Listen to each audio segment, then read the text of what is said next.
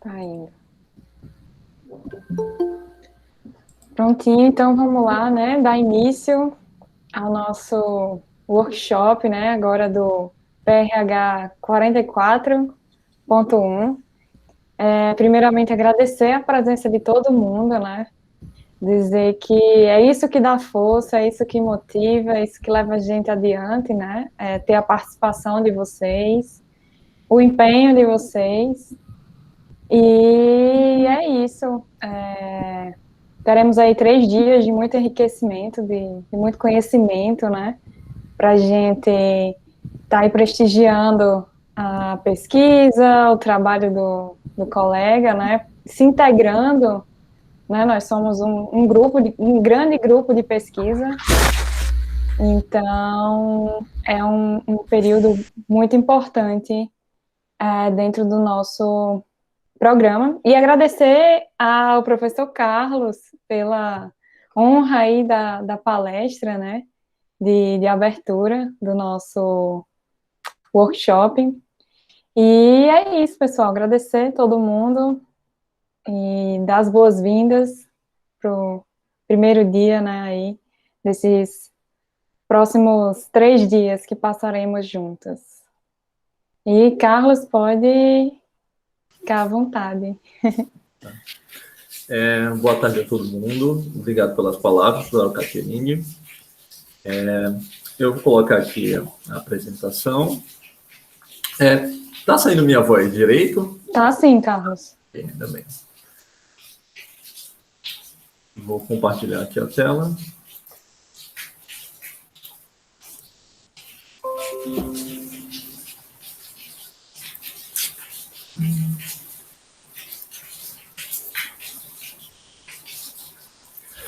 Ctrl P aqui.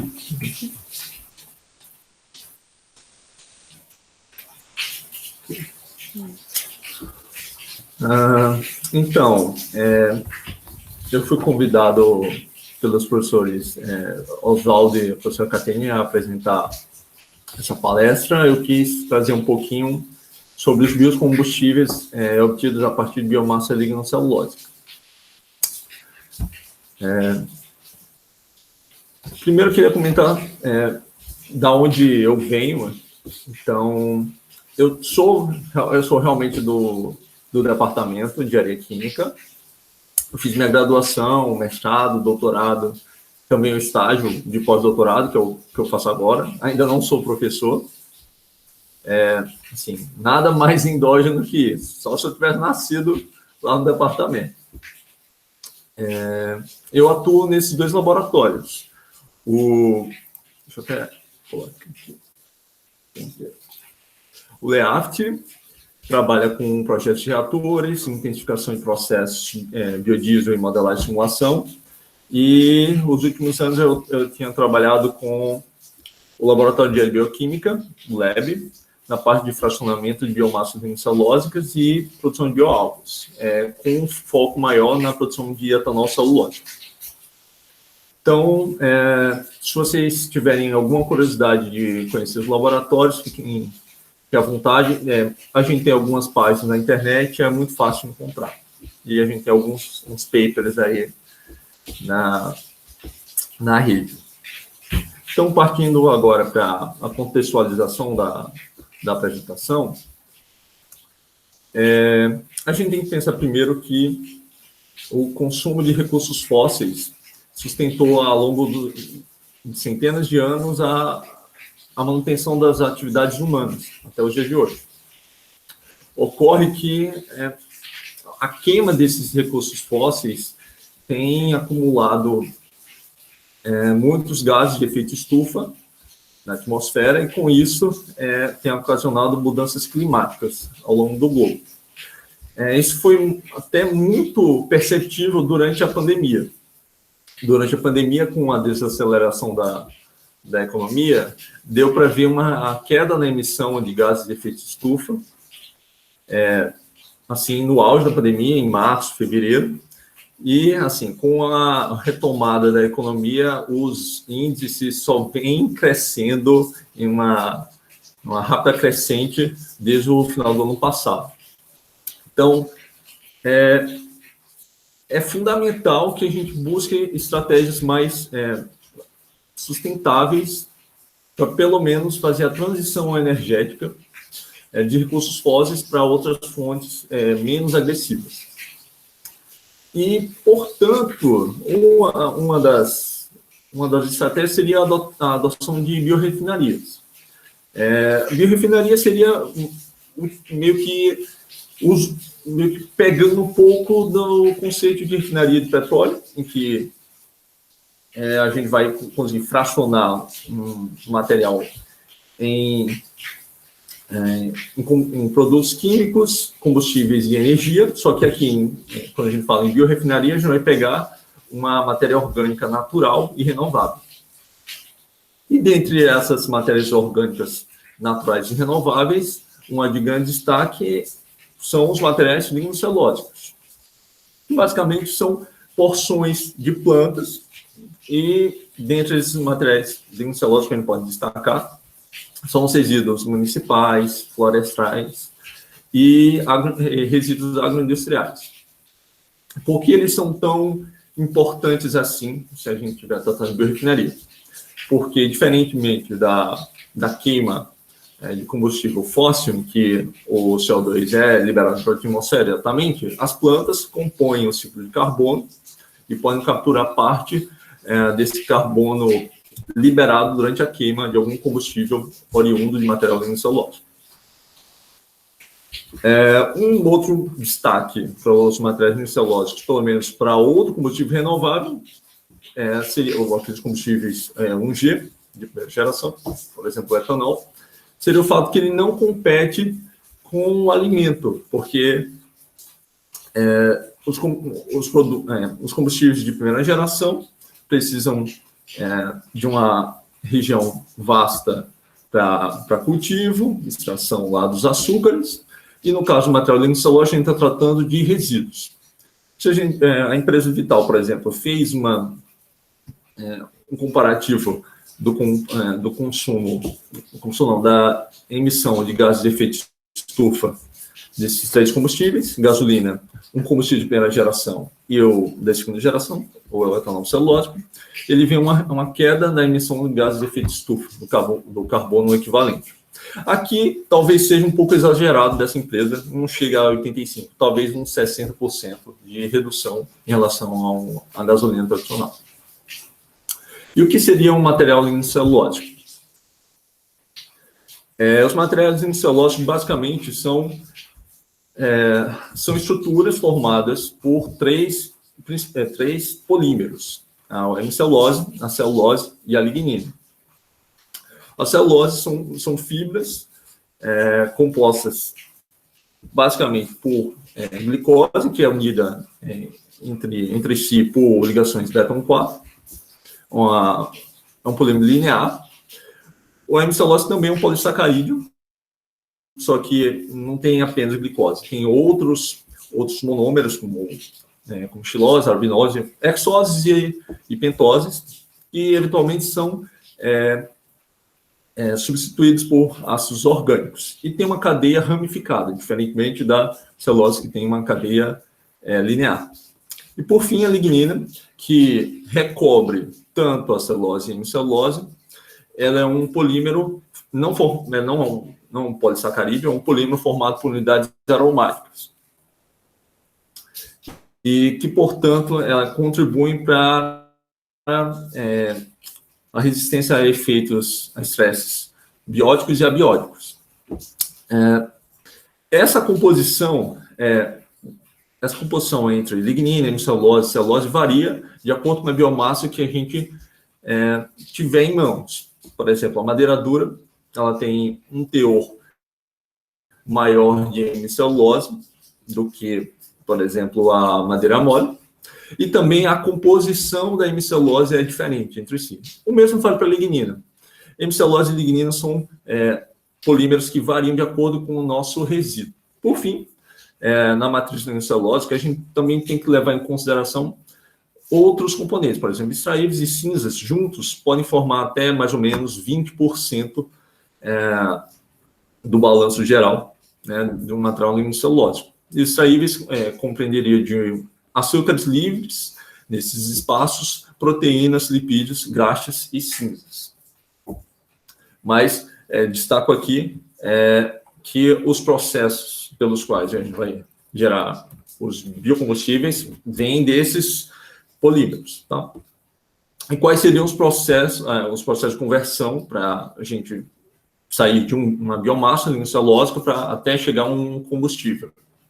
Então, temos aqui algumas rotas que eu montei aqui, de processamentos bioquímicos, em que a gente vai utilizar enzimas e micro-organismos para quebrar essa biomassa em combustíveis, por exemplo, bioetanol, butanol, hidrogênio e o metano. E também temos a rota termoquímica, em que a gente pode gerar gás de síntese, gás de pirólise, tá? Com produtos primários, e depois de um melhoramento, a gente pode chegar também a um bioetanol, diesel, gasolina, hidrogênio, e até combustível de aviação, no caso do aprimoramento do GVL. Tá?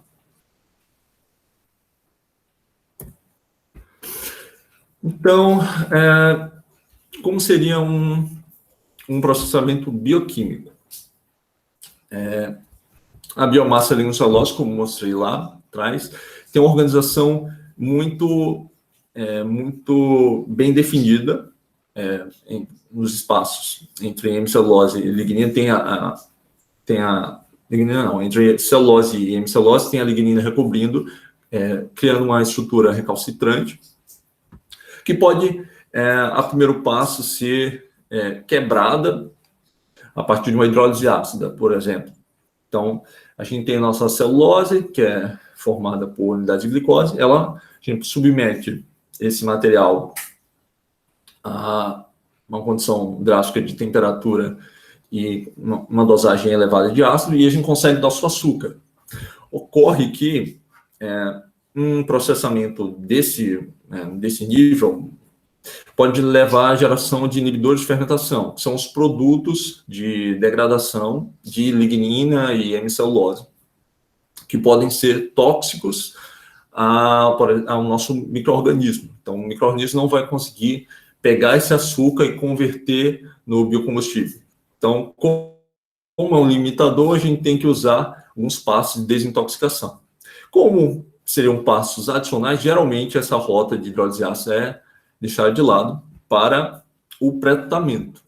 Quando a gente está pensando em produzir bioetanol, primeiro a gente faz o pré-tratamento em vez desse hidrólise ácida, porque o pré-tratamento seria uma desorganização, assim como a hidrólise ácida forte aqui, só que mais moderada. Então, a gente só quer desorganizar a nossa fibra, aumentando a acessibilidade à celulose.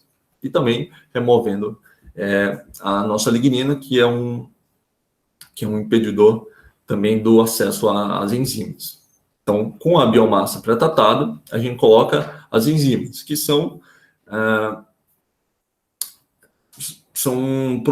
proteínas geradas por micro-organismos que têm especificidade pelas cadeias de celulose e hemicelulose, que vão reconhecer algumas porções do polissacarídeo e do oligosacarídeo, quebrando em monômeros, que esses sim são assimilados pelos micro-organismos.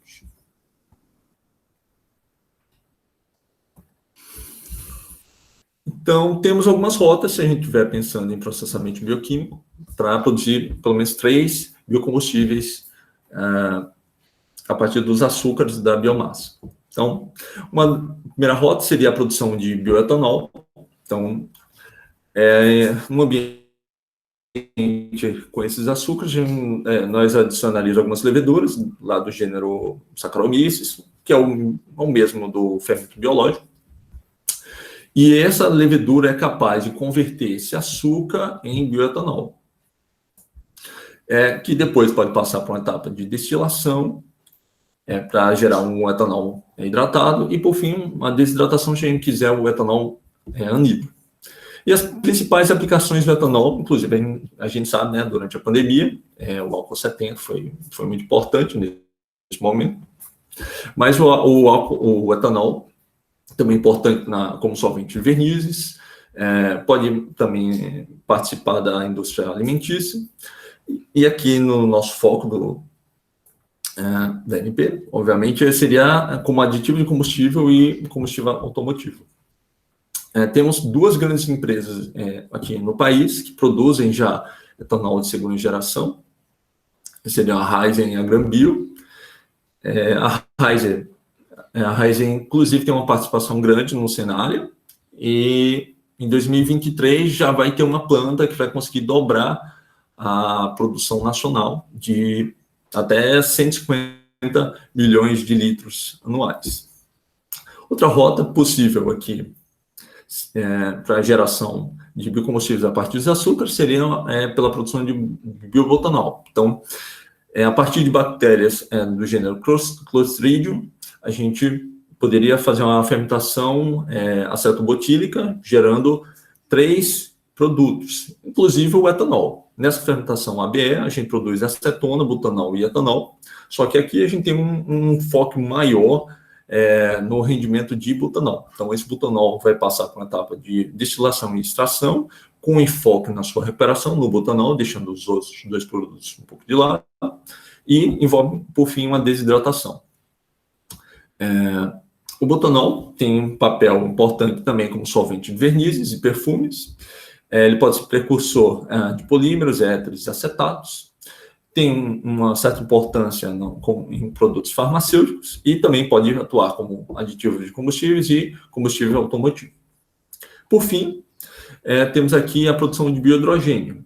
Nesse caso, também considerado uma rota de produção de hidrogênio verde. Aqui, na produção de biohidrogênio, a gente poderia muito bem pegar uma bactéria do gênero Enterobacter ou Clostridium para converter esse açúcar nesse combustível gasoso. E, por fim, a gente pode fazer uma purificação para remoção de alguns gases, como CO2, por absorção em membranas. E esse hidrogênio pode servir na produção de amônia, refino de petróleo, produz alimentos na hidrogenação. E, assim, no futuro, há a perspectiva do hidrogênio como vetor de energia e combustível automotivo.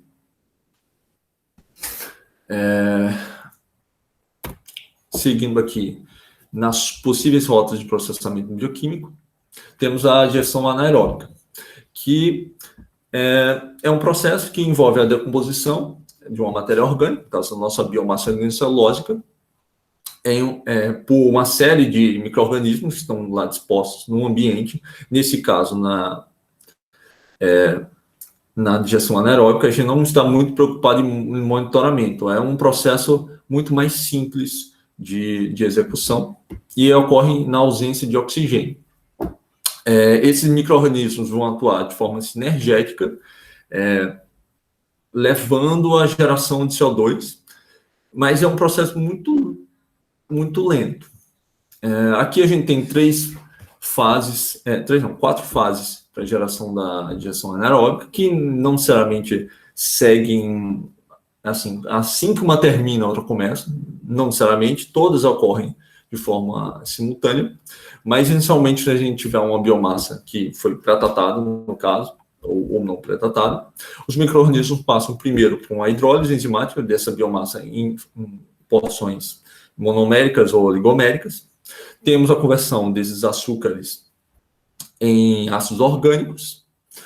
Alguns desses ácidos orgânicos já podem ser convertidos em metanol, nessa fase de metanogênese, ou alguns desses ácidos são convertidos na fase acetogênese para acetato, e assim são convertidas em metano, que é o principal produto da nossa digestão anaeróbica. Entre 60% a 75% de metano temos nos gases gerados, que depois de purificados podem servir muito bem como geração de calor, na geração de energia elétrica e também como combustível automotivo. E o biodigestato, que seria a parte que não foi digerida, serviria como fertilizante de substituição aos fertilizantes químicos. Tá. Dito isso sobre o processamento bioquímico, teríamos então um processamento termoquímico. Então, aqui a gente teria a decomposição por meio de calor, de modo, por exemplo, aqui na gaseificação, a matéria orgânica ia ser decomposta em um ambiente de elevada temperatura, acima de 700 graus, e em uma condição restrita de oxigênio, ou seja, vai ter agente oxidante no ambiente, e isso pode ocorrer na presença ou na ausência de água. No caso, a biomassa seria alimentada num parafuso, numa esteira parafuso, que alimentaria nosso reator. Geralmente, os reatores são reatores de gasificação, operam em leite fluidizado. Essa biomassa seria aquecida e geraria o nosso gás de síntese e carvão. O carvão serviria para alimentar novamente, fornecendo calor ao processo, enquanto os gases de síntese seriam eliminados aqui no topo do ciclone. E qual é o grande objetivo daqui da gaseificação? Como eu disse, é o gás de síntese. O gás de síntese é uma mistura de alguns gases, principalmente hidrogênio, monóxido de carbono e o dióxido de carbono. Então, a gente tem algumas opções. A gente pode utilizar esse gás de síntese para queima direto, ou a gente pode focar em alguns outros combustíveis, como no caso o próprio hidrogênio, a partir da reação de deslocamento de vapor de gás. Vapor de água, desculpe. Seria, no caso, conceder mais vapor de água na reação, deslocando a reação para a direita aqui, para maximizar a geração de hidrogênio. Ou a gente pode muito bem pegar o gás de síntese e produzir bioetanol a partir de algumas bactérias cetogênicas. Tem algumas empresas já produtoras, como a Imetis, que já conseguem produzir 60 milhões de galões de bioetanol ao ano nessa rota. Ou a gente pode produzir hidrocarbonetos a partir da catálise por Fischer-Tropsch. Outra rota aqui do processamento termoquímico seria a pirólise. Ela é muito parecida com a gaseificação, mas no sentido que a gente vai talvez operar em temperaturas um pouco mais amenas e, obviamente, na ausência de oxigênio. É uma operação muito mais simples de ser realizada e ela tem 3 principais produtos: os gases, o bioóleo e os sólidos. Então, a depender da condição que nós operamos, a gente vai ter um pouco mais de cada um desses produtos. Em geral, a pirólise se nós quisermos combustíveis de maior valor agregado, a gente vai priorizar a produção do bioóleo. No caso, a gente atuaria na pirólise rápida. Aqui temos uma figura que ilustra um pouco como é realizada a pirólise. Então, de uma biomassa, a gente teria uma combinação aqui, redução do tamanho, secagem, a moagem, e depois entraríamos no reator de pirólise, que, sob elevadas temperaturas, vão gerar sólidos e o gás. Esse gás e sólidos vão passar aqui no ciclone, que vão separar o sólido aqui, e o gás vai seguir aqui para um condensador, que vai gerar o nosso bioóleo, o condensado, e o gás pirolítico vai sair aqui nessa região de cima. Se a gente estiver pensando no gás pirolítico, a gente também tem a mesma estratégia que eu descrevi na gasificação. A gente pode tentar maximizar a produção de hidrogênio pela reação de deslocamento por vapor de água. Se a gente estiver trabalhando com bioóleo na pirólise rápida, a gente pode queimar o nosso bioóleo na gasificação, focando no gás de síntese, ou a gente pode, como eu disse, tentar chegar a um combustível de maior valor agregado, o diesel e gasolina, a partir da deoxidação. seja por hidrogenação ou esterificação, que a gente vai condicionar, a gente vai tentar reduzir a quantidade de oxigênio no bioóleo, reduzindo também sua viscosidade e a sua acidez.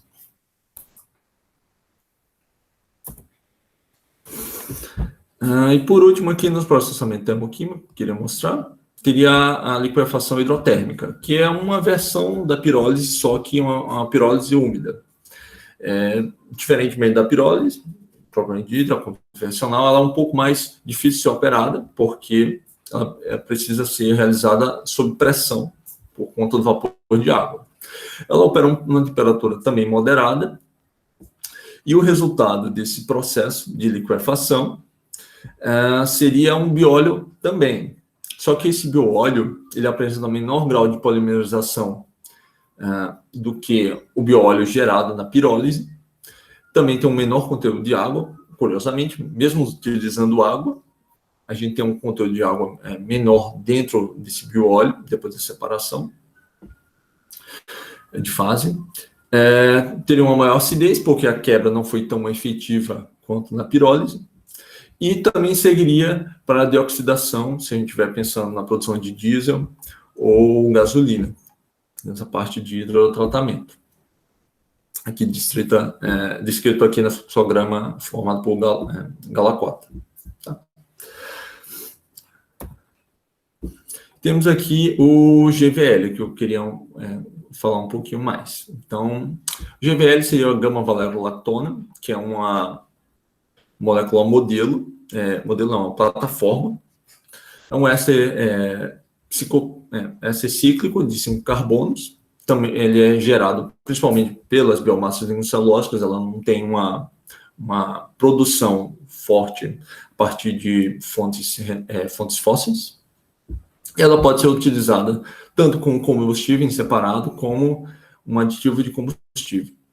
Ela apresenta uma energia de combustão similar ao etanol e também pode levar a uma redução na emissão de particulados após a queima em 47%, quando comparado ao diesel. E as rotas de produção do GVL, temos a primeira rota de hidrogênio molecular, que é descrita aqui nessa figura de Lanziano. Então, a gente partiria de produtos da hemicelose e hemicelose, produtos de degradação desses dois polímeros, tanto da glicose e frutose, que são da glicose, que é a unidade básica da celulose, que pode gerar em frutose em condições ácidas, gerar esses compostos de inibição, hidróxido metilfural e fulfural, até o ácido levulínico. E esse ácido levulínico, sob hidrogenação, ele gera o GVL. Essa hidrogenação, como eu mostrei aqui, pode ser por hidrogênio molecular em reatores de elevada pressão, pressões até 30 megapascal. E, recentemente, descobriu essa outra rota, seria a rota MPV, que, diferentemente dessa outra, não usa hidrogênio molecular. Ele usa os álcools de cadeia curta, etanol, metanol e até N-propanol, como doadores de hidrogênio desse ácido levulínico, gerando o GVL, uma molécula plataforma, como eu disse. E ela é plataforma por quê? Ela pode ser utilizada como solvente verde na indústria, e também como aditivo de gasolina, mas também ela é precursora de polímeros, e pode ser precursora também de alcanos, aromáticos, biodiesel e gasolina.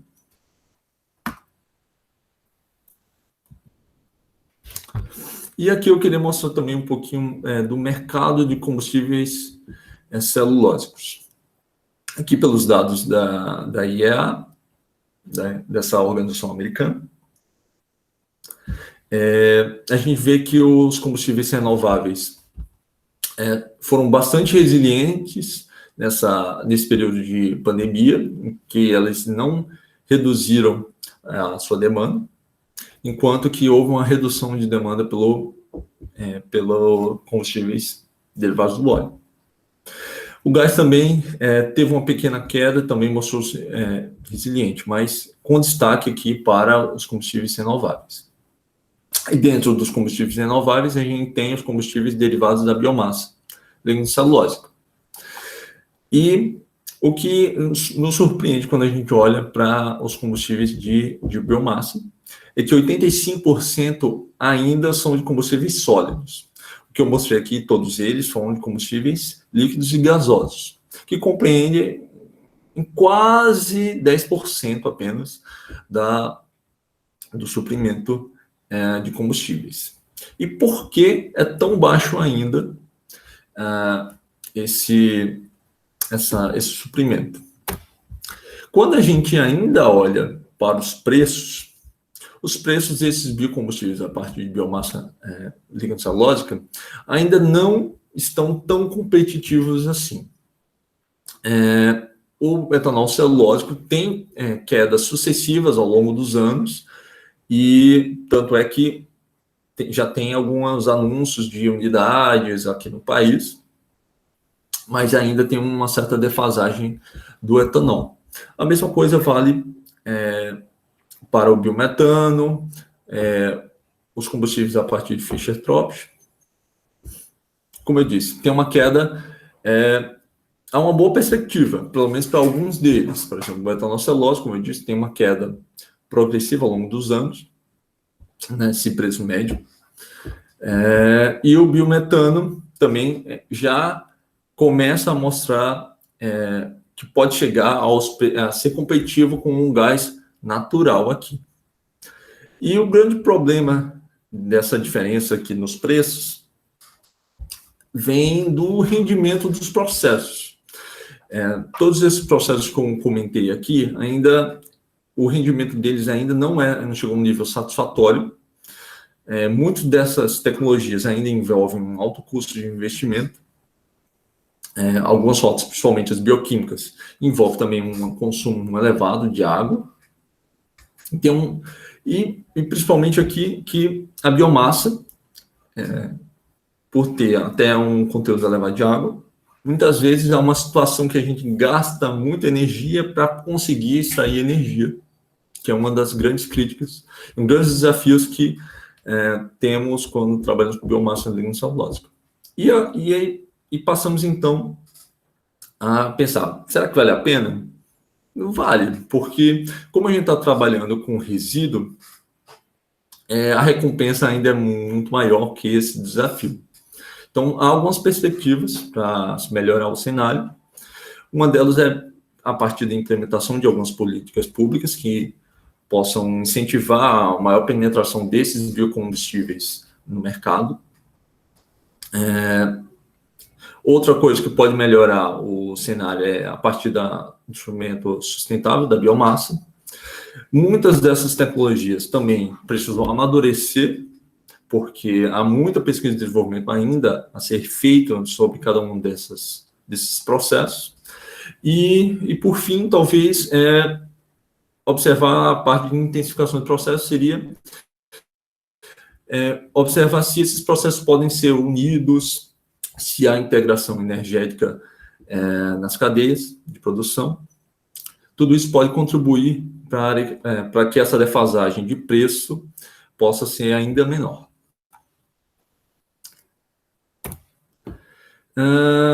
Aqui estão algumas referências que eu utilizei. E obrigado a todos.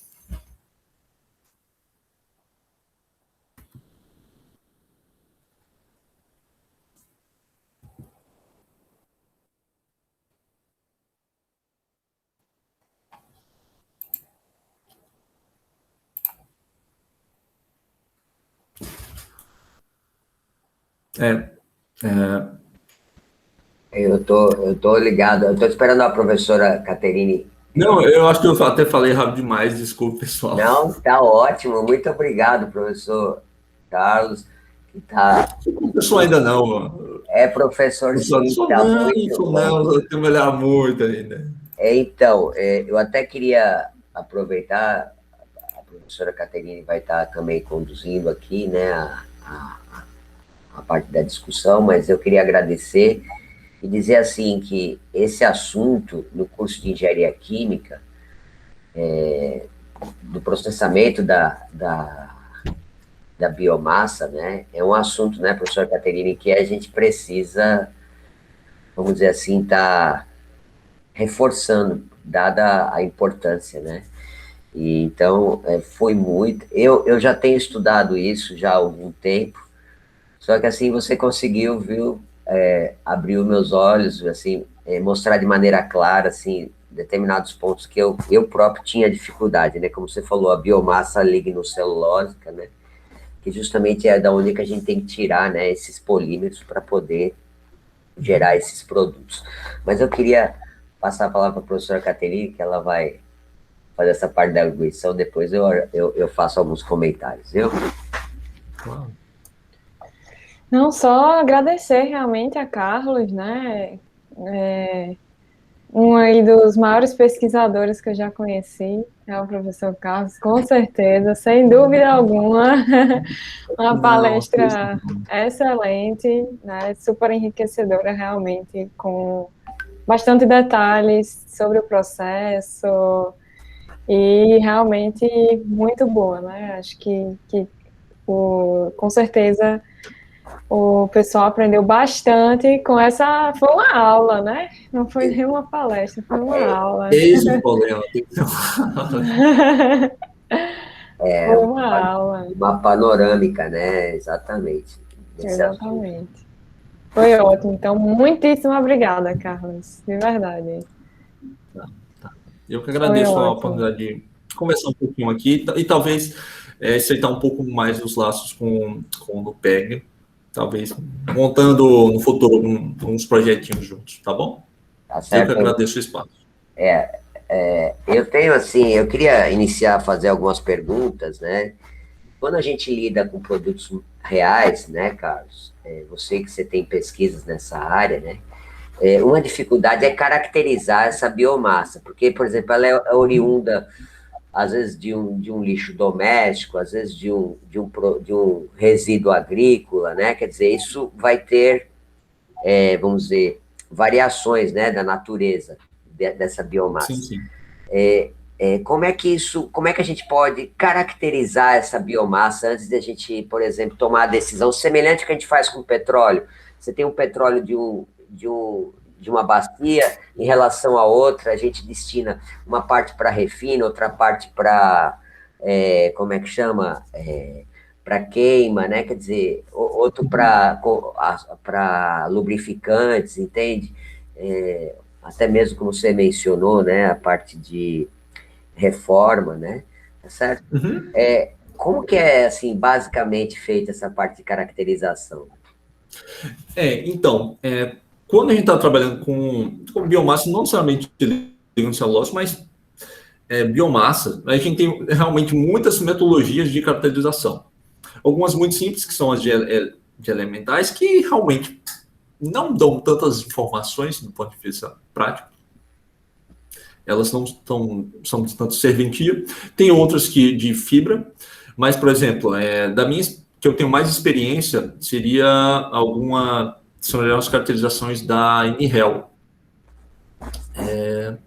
Estou tentando lembrar exatamente quais seriam os nomes da sigla, mas que envolve alguns passos de hidrólise ácida, de gravimetria, e que a gente consegue certificar o que é celulose, hemicelulose e lignina. A caracterização em si não é tão complicada, porque vão envolver o quê? Balança, HPLC e mufla. Basicamente são essas coisas. Mas ela não... Deixa eu completar, por exemplo, se eu mando um artigo com biomassa, né? Então, Sim. esses protocolos que você acabou de mencionar, eles são meio que, vamos dizer assim, São amplamente... compulsórios, né? Para poder estar no artigo que vai ser publicável, tem que ter essas coisas. Não vou dizer que seja compulsório, porque depende da área. De combustível, provavelmente sim. Porque, assim, quando a gente fala da parte científica, né, professor Carlos, a gente tem essa situação de que a gente faz hoje o experimento, se a gente fizer esse experimento daqui 2 dias, ele vai se repetir, né? Sim. Então, como é que eu posso garantir isso? Por exemplo, se eu estou com uma biomassa que é brasileira, como é que um cara que está lá na Índia vai poder utilizar aquele meu resultado se eu não tiver as informações caracterizando aquela biomassa? Percebe o que eu quero dizer? Você está propondo uma metodologia, como é que a pessoa vai ter noção de que aquilo vai acontecer se não tiver uma caracterização minimamente realizada, né? Então, eu acredito que isso é exigido nos artigos, né? Sim, sim, sim. Por exemplo, essa metodologia da NREL, ela já vem sendo otimizada ao longo de mais de uma década, bem mais de uma década. Ela já está bem amplamente divulgada. Se a gente for realmente ver como é a caracterização de uma biomassa que a gente coletou hoje e de uma que a gente vai coletar no mesmo ambiente depois de certo tempo, realmente elas não necessariamente vão bater. Tá? É da natureza da biomassa celulose ter essa oscilação, mas tendo uma metodologia realmente bem robusta, como é dessa DNREL, a gente pode muito bem utilizar em diferentes momentos, realmente para a gente controlar qual é a composição da nossa biomassa. Perfeito. Perfeito. Mas tem metodologia realmente bem robusta. Essa da NREL que eu utilizo há alguns anos, ela é, sim, bem robusta. Muito bom. Outra questão, assim, já com uma base de dados, né, que permita a caracterização, existem simuladores que fazem o processamento da biomassa, assim, por exemplo, a gente pode fazer um projeto de processos com a ajuda de um simulador, com essas informações que permitem dar uma coisa próxima do que... Sim, sim, sim. Isso já o Aspen já tem, inclusive, alguns exemplos, já tem dentro do Aspen, de etanol celulósico, já bem descrito, incluindo digestão anaeróbica, tudo isso num cluster, vários clusters, tudo isso está implementado. O ENSO já tem alguns grupos, Campinas e também da COP já trabalham com isso. E também é fácil de montar. Que bacana. Eu ainda não mexo, porque eu ainda sou meio rato do laboratório, fico no laboratório fazendo mas eu já estou iniciando isso. Muito importante, acho que muito interessante, porque aí você alia, né, os teus resultados com essa parte numérica. E a questão de segurança com pressões de 300 bar, né, você botou 30 megapascal com hidrogênio, assim... Eu tenho... Tanto é que eu montei até um projetinho para fugir dessas operações mais drásticas e operar com a cloud NPV. Eu realmente vejo esse tipo de hidrogênio nessa parte de produção de GVL em condições de maior pressão de hidrogênio, mas em escala muito pequena. Então, em grande escala, eu não acho que é uma rota muito segura. Muito bem respondido, muito agradecido pelas tuas respostas. Eu estou interessado em ver alguma questão termodinâmica, né, de xilose, desses compostos, porque a caracterização, por exemplo, desses compostos puros, nós estamos, inclusive, trabalhando num projeto do óleo de soja, né? Então, eu acho que esse tema é um tema muito pertinente, muito parabéns, muito obrigado. Eu queria deixar aberto, né, professora Caterine, para os outros poderem participar. Eu falei demais já, vou ficar quietinho. Vamos deixar espaço aí para o pessoal querendo dar. Se eu souber responder. Vai sim, com certeza.